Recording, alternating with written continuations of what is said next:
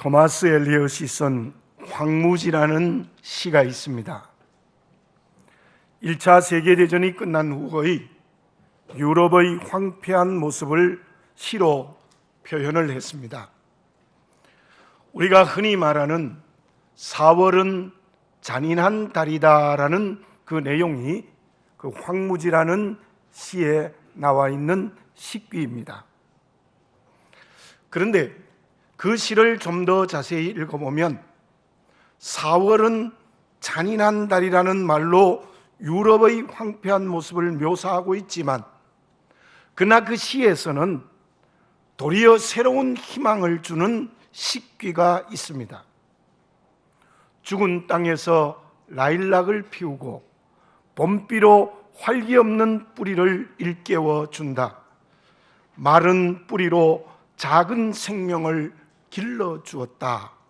그런 시귀가 있습니다. 그래서 그 황무지라는 시를 통해서 제 개인적 마음에 느껴지는 시의 내용은 4월은 참으로 잔인한 달이지만, 그러나 꽃을 피우고 그리고 녹색으로 변해가면서 이 5월에는 풍성한 생명이 되게 한다는 새로운 희망을 주는 시가 아닐까, 그런 생각을 해보았습니다. 지난 월요일과 화요일에는 비교적 많은 비가 내렸습니다. 그 비가 내리고 난 다음 제가 북한산을 가보았는데, 녹색의 향연은 그야말로 가슴을 두근거리게 할 정도로 찬란했습니다. 실로 이 5월은 생명으로 변화되어지고 생명으로 바뀌어지는 아름다운 모습을 볼 수 있는 게 5월이 아닐까라는 그런 생각을 해봅니다. 그렇다면 이 아름다운 생명으로 바뀌는 5월이라는 이 달에 내 개인이 생명이 풍성한 모습으로 우리의 영혼이 변화해야 되지 않겠습니까? 더군다나 우리의 가정이 절망이 있다면 그 절망에서 새로운 희망의 문을 여는 생명의 길을 걸어가는 가정으로 바뀌어야 되지 않겠습니까? 저와 여러분, 혹시 우리 가정에 어둠의 모습이 있습니까? 빛으로 변화되시기 바랍니다. 우리 가정에 절망이 있습니까? 성령의 은혜로 말미암아 새로운 희망을 가지는 가정이 이 5월에 출발되어지시기 바랍니다. 그렇다면 우리의 개인이나 우리의 가정이 성령이 주시는 은혜로 새롭게 변화되기 위해서는 어떻게 할 때에 가능하겠습니까? 그것은 분명합니다. 하나님이 우리에게 복을 주셔야 됩니다. 하나님이 우리에게 행복을 가져다 주셔야 합니다. 그래야만이 우리가 이 생명이 넘치는 개인과 가정이 될 수 있는 하나님이 주시는 축복의 이 한 달이 되는 줄로 믿습니다. 그런데 우리가 새로워지기 위해서는 두 가지의 방법이 있습니다. 하나의 방법은 무엇인가 하면은 새 것을 가지게 되면 행복하게 됩니다. 저와 비슷한 나이나 더 나이가 많은 분들은 기억이 나시죠? 새 신발, 새 옷, 새 집에 들어가면 얼마나 행복해집니까? 저는 개인적으로 옷을 사는 것을 좋아하지 않습니다. 그래서 집사람이 여러 번 권해도 저는 백화점에 가서 옷 안 삽니다. 그러면 집사님이 하다 못해서 제 치수에 맞는 옷을 실제로 사가지고 와요. 근데 입어보면 대부분 맞지 않습니다. 그러면 다시 가서 옷을 사주면 몸에 맞는 경우가 많습니다. 그런데요, 옷을 사러 가는 것은 싫지만 새 옷을 입고 거울을 보니 왠지 기분이 좋아집니다. 우리가 새 것을 소유하면 이렇게 기분이 좋아요. 새 옷을 산다든지 새 가방을 산다든지 심지어 새 자동차를 산다든지 새 집을 사면 굉장히 행복해집니다. 그런데 그 행복은요, 오래 가지 못해요. 제가 지난번 교회 목회할 때 32평의 집에 살다가 목동 아파트 1단지에 45평에 산 적이 있어요.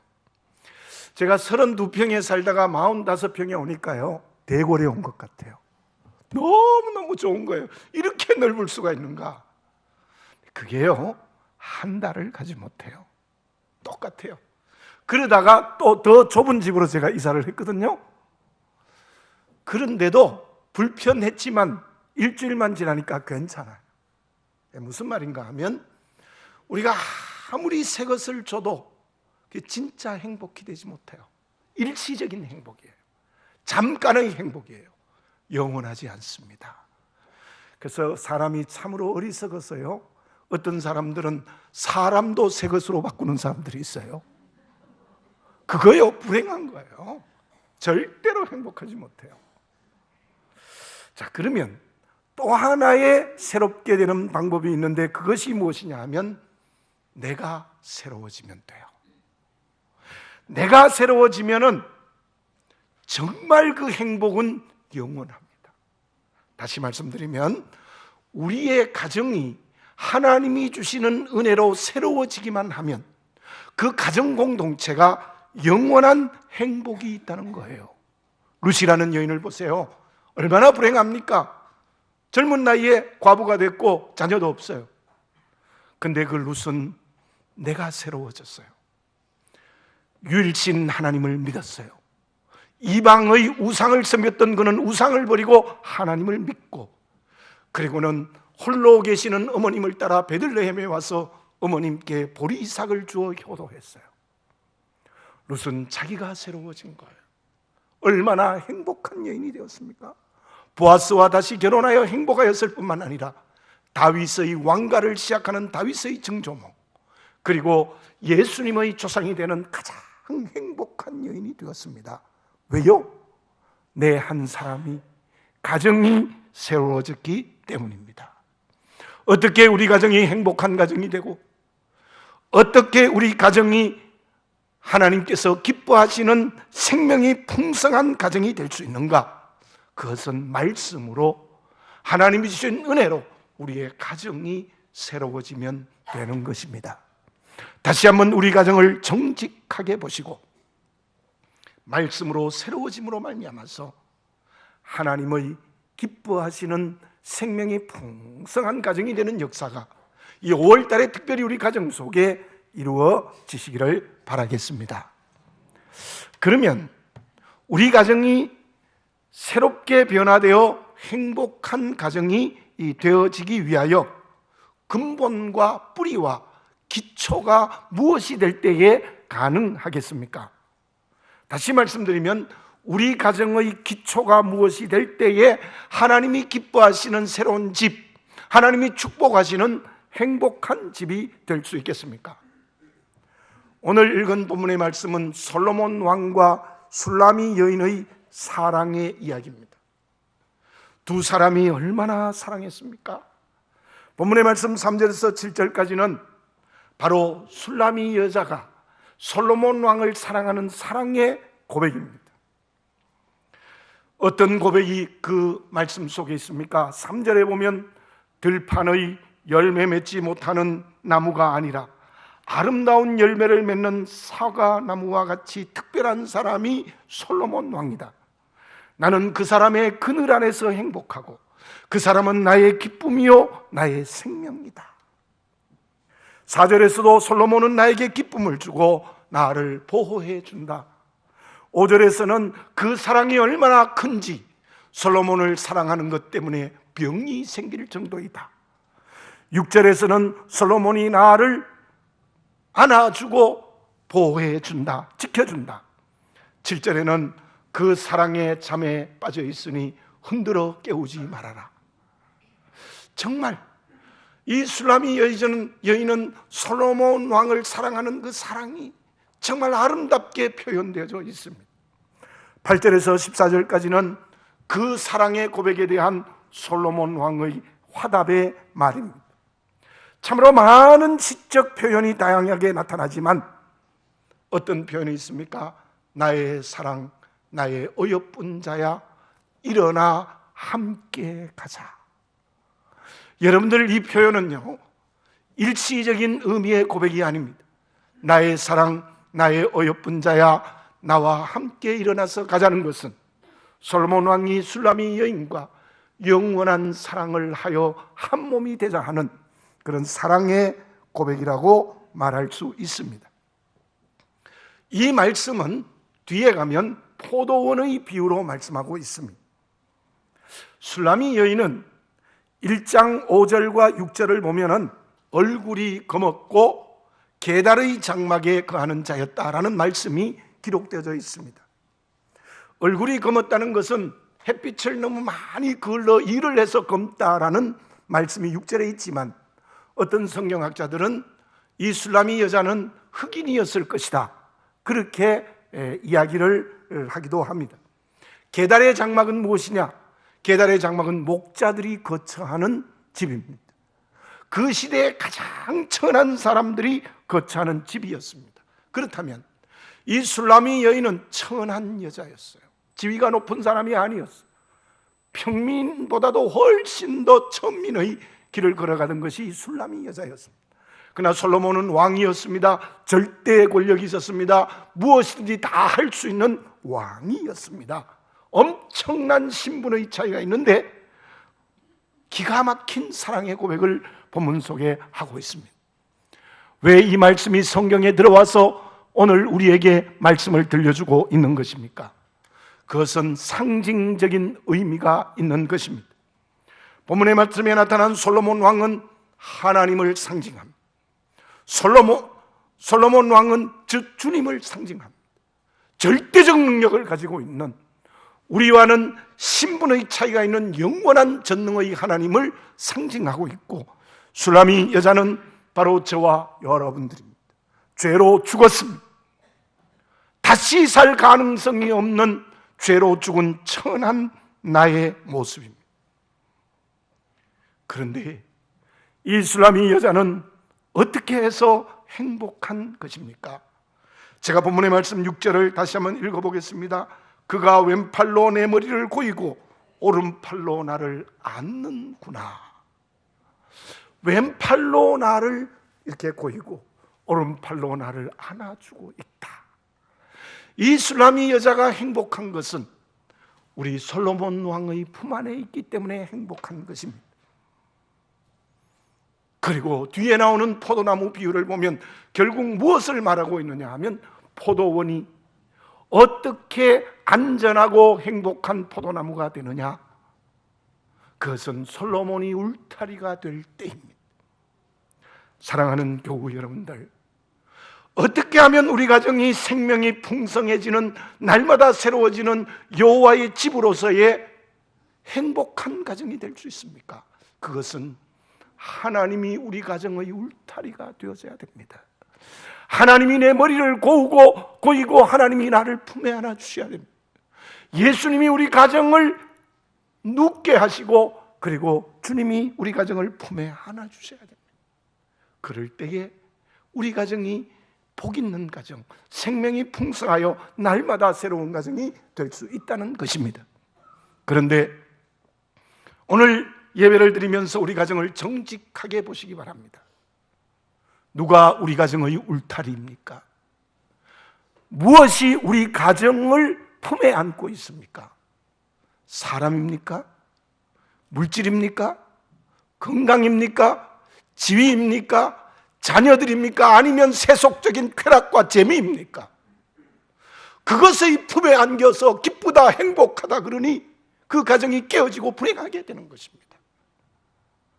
우리 가정이 생명이 풍성한 행복한 가정이 되기 위하여 가장 중요한 것은 바로 하나님이 포도원과 같은 가정의 울타리가 되어야 합니다. 예수님의 품 안에 안겨 있어야 됩니다. 왜 그럴까요? 15절의 말씀을 제가 다시 한번 봉독합니다. 우리를 위하여 여우 곧 포도원을 허는 작은 여우를 잡으라. 우리의 포도원에 꽃이 피었습니다. 실제로 그 당시 이스라엘에는 포도원 근방에 작은 여우들이 굴을 파고 서식을 합니다. 그러다가 그 포도원의 포도나무나 감람나무들이 꽃을 피우기 시작할 때 울타리를 뚫고 들어와서 꽃을 따먹어 버려요. 그러면 작은 여우가 들어와서 꽃을 따먹어 버리면 열매를 맺지 못해요.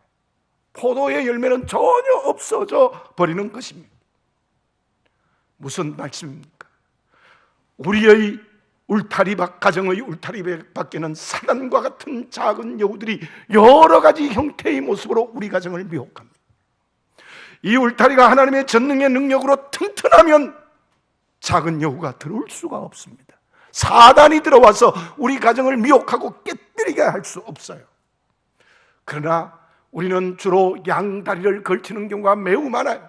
한쪽 다리는 하나님 앞에, 한쪽 다리는 세속 앞에 두 다리를 쫙 걸치고 있는 우리의 울타리, 빈 곳이 있습니다. 그곳에 작은 여우 사단은 들어와서 부부와의 관계, 부모와의 자녀, 형제와의 관계를 깨뜨려 무너지게 하는 그런 작은 여우가 우리에게 있다는 것입니다. 사랑하는 교우 여러분들, 빈틈없는 울타리를 만드시기 바라겠습니다. 작은 여우가 절대로 들어올 수 없는 주님의 품을 믿음으로 만드시기를 바라겠습니다. 그러기 위하여 어떻게 할까요? 가장 중요한 가족의 경건은 기도입니다. 기도가 없는 가정, 사단이 틈탑니다. 기도가 살아있는 가정, 빈틈이 없는 울타리, 주님의 확실한 울타리가 되어서 작은 여우 사단이 절대로 미혹할 수 없는 거예요. 어떻게 사무엘이 이스라엘 민족을 구원하고 이스라엘 민족을 생명으로 이끄는 지도자가 되었을까요? 그것은 눈물 어린 한나 어머니의 기도가 있었기 때문인지 알고 있지 않습니까? 아우구스티누스가 어떻게 회개하고 역사를 이끌어가는 지도자가 될 수 있었겠습니까?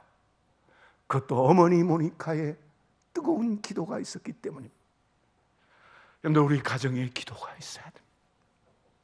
믿음에 굳게 서는 기도가 살아있어야 됩니다. 그때 하나님의 튼튼한 울타리, 예수님의 튼튼한 품 안이 되어서 어떤 사단도 틈타지 못하는 생명이 풍성한 행복한 가정이 되어지는 줄로 믿습니다. 그것은 교회도 마찬가지입니다. 교회도 오늘 본문의 말씀에 나타난 포도원과 같은 교회가 되는 게 필요합니다.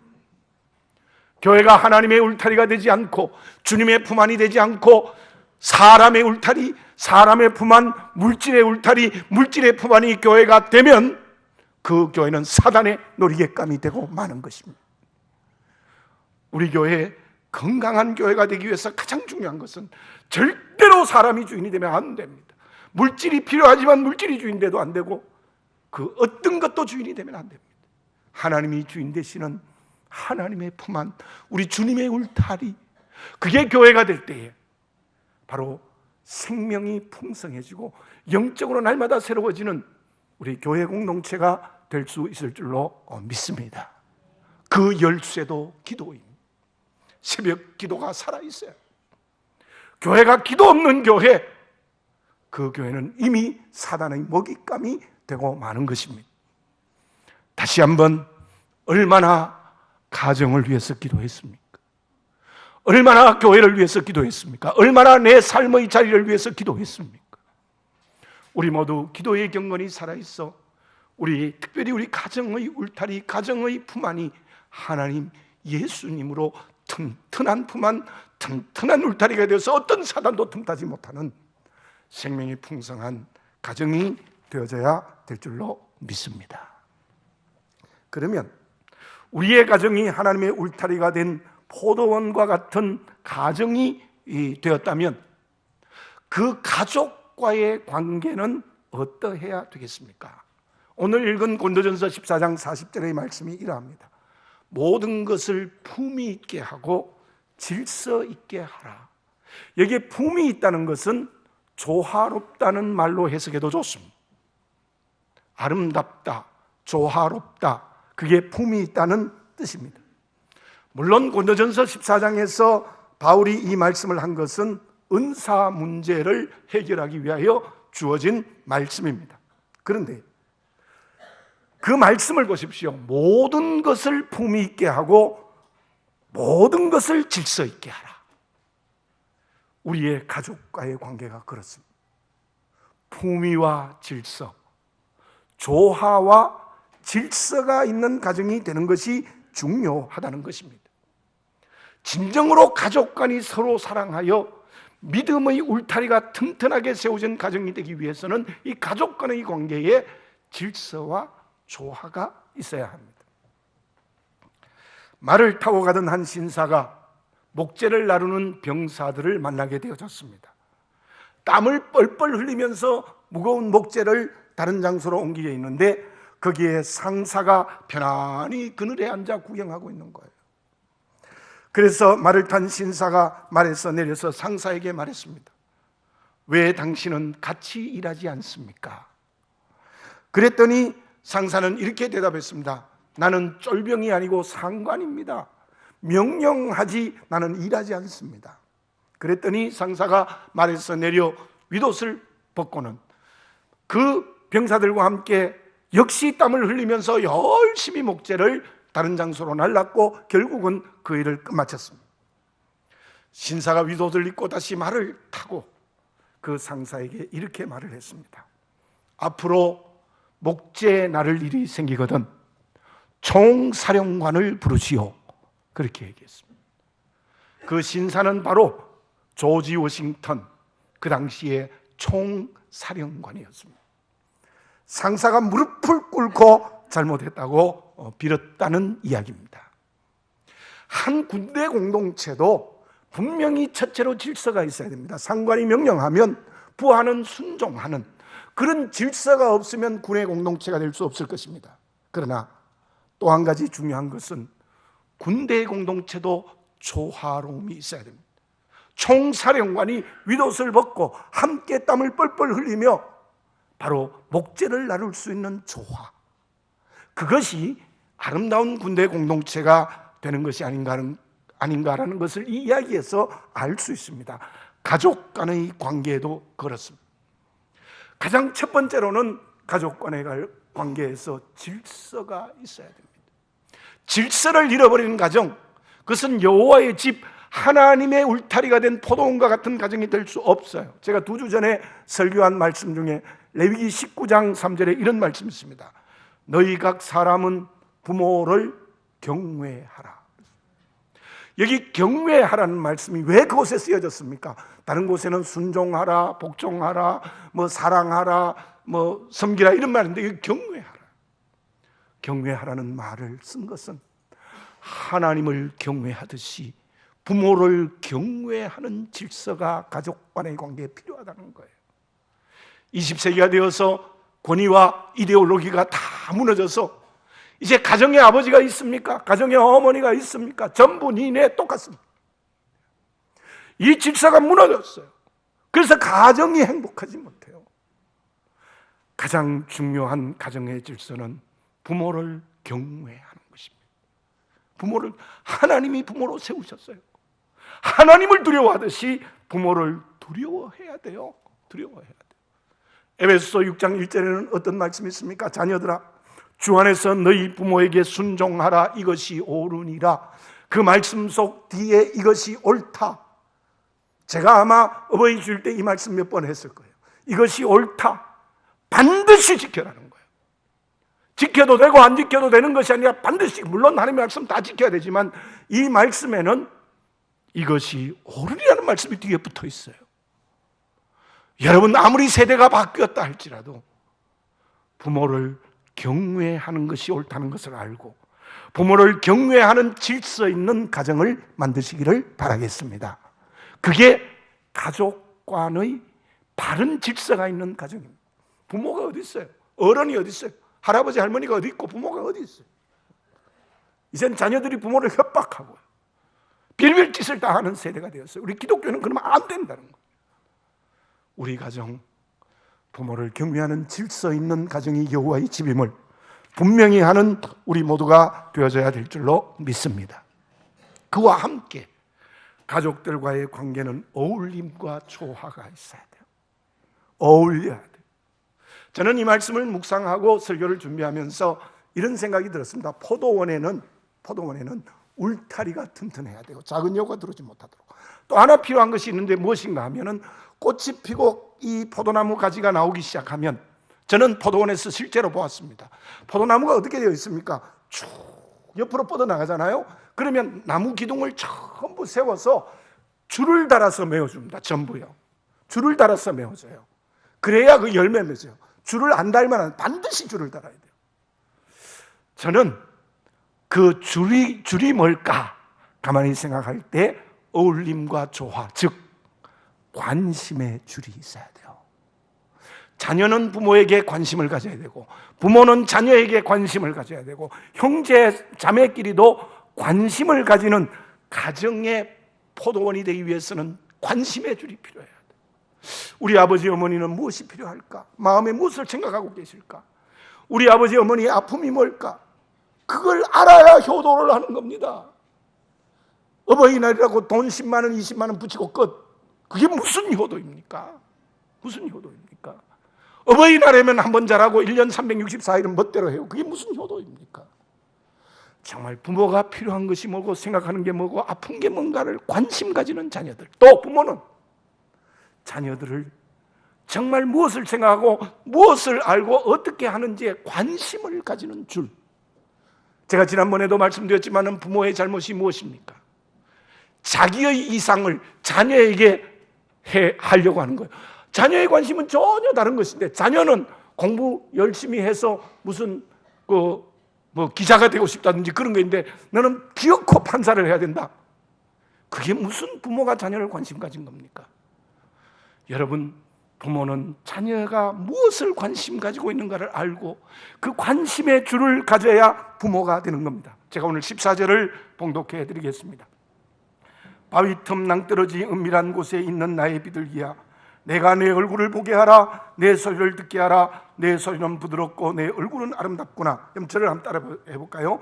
내 얼굴을 보게 하라. 내 소리를 듣게 하라. 예, 아멘. 이거는 물론 솔로몬이 수나미 여인과의 대화에서 나오는 말입니다만, 이게 관심이에요. 자녀는 부모의 얼굴을 봐야 돼요. 부모는 자녀의 얼굴을 봐야 돼요. 자녀는 부모의 음성을 들어야 돼요. 부모는 자녀의 음성을 들어야 돼요. 얼굴을 보고 대화를 하고 소통을 하고 서로 소리를 들어야 되는데, 집에 오면은 텔레비전 앞에 먼저 앉아. 얼굴은 전부 텔레비전 향해요. 대화가 없어요. 관심이 없는 거예요. 여러분들, 어떤 사람이 그런 말을 했죠요. 미움보다 더 무서운 적이 무관심이라고 했어요. 이건 전부 지팔지 흔들기예요. 요즘 가족들이.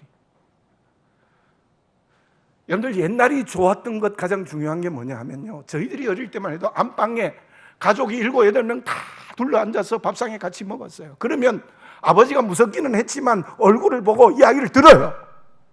전부 자기 방에 들어가 버려. 문 탁 잠그면 끝이에요. 여러분, 우리 가정에 관심의 줄이 있습니까? 무관심해버리지 않았습니까? 부모가 자녀가 부모를 볼 때 정말 믿음의 울타리가 튼튼하다면 주의 말씀대로 관심의 줄을 가지는 게 중요해요. 에베소 6장 4절에 이런 말씀이 있습니다. 또 아비들아, 너희 자녀를 노엽게 하지 말고 주의 교훈과 훈계로 양육하라. 노엽게 하지 말라. 그것은 자기 이상을 자녀에게 실현시키려고 자녀를 분노하지 하게 하지 말라. 그것은 자녀에게 관심을 가지라는 말로 바꿔도 괜찮아요. 하나님은 우리의 머리카락까지 세신 바 되었다. 하나님은 내 체질을 다 아신다고 했어요.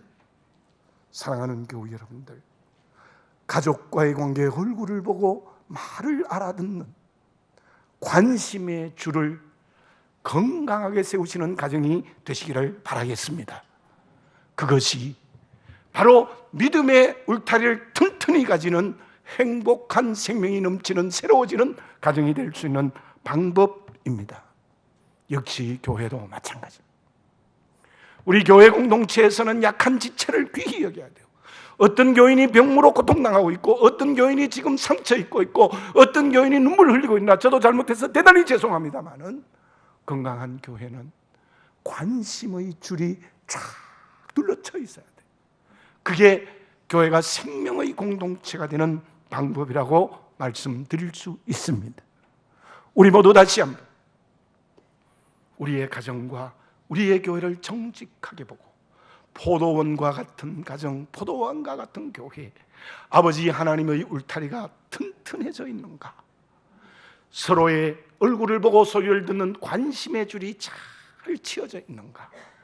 그것을 보시고 그렇게 바뀌어질 때 정말 하나님이 축복하시는 생명이 넘치는 날마다 새로워지는 여호와의 집으로서의 가정과 교회가 될 수 있을 줄로 믿습니다.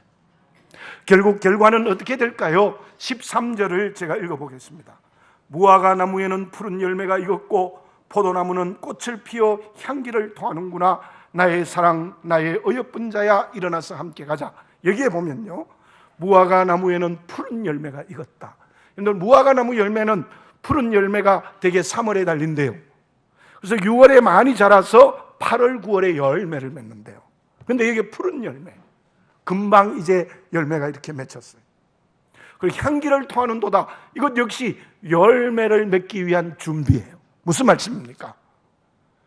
정말 포도원과 같은 믿음의 건강한 가정이 되는 것은 포도원과 같은 믿음의 가정이 튼튼히 되고 가족 간의 관심의 줄이 확실히 둘려져 있으면 하나님이 그 가정에 열매를 향한 희망을 선물로 주신다는 거예요. 푸른 열매는 8, 9월 달에 익어가는 열매를 희망하고 향기를 토하는 것도 열매를 향한 희망이에요. 그것에 진정한 우리 가정에 하나님이 은혜로 주실 열매를 향한 희망이 있는 가정이 되는 줄로 믿습니다.